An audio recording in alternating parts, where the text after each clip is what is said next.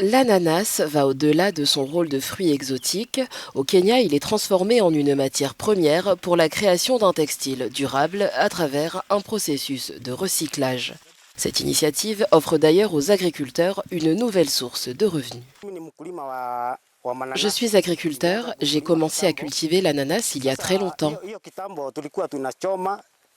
Et comme beaucoup, avant j'avais l'habitude de jeter ou de brûler les feuilles du fruit.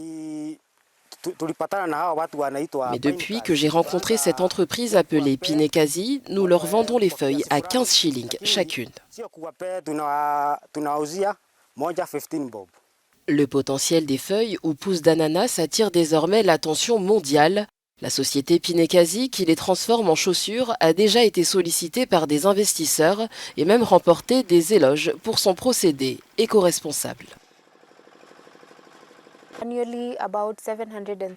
Annuellement, environ 766 millions de tonnes de feuilles d'ananas après la récolte sont généralement brûlées ou décomposées chimiquement.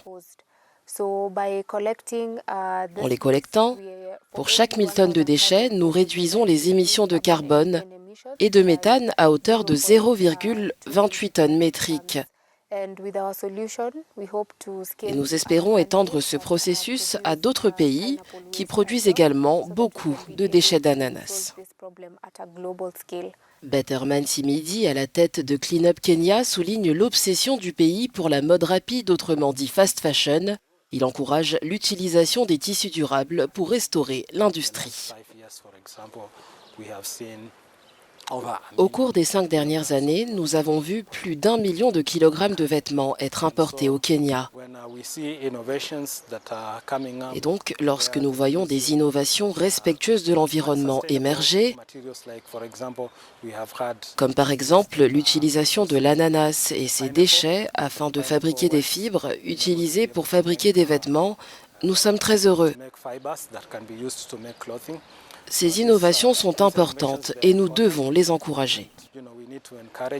Avec des initiatives telles que Pinekazi, l'avenir de la mode se profile comme une promesse de durabilité au Kenya, ouvrant la voie à un secteur plus respectueux de l'environnement.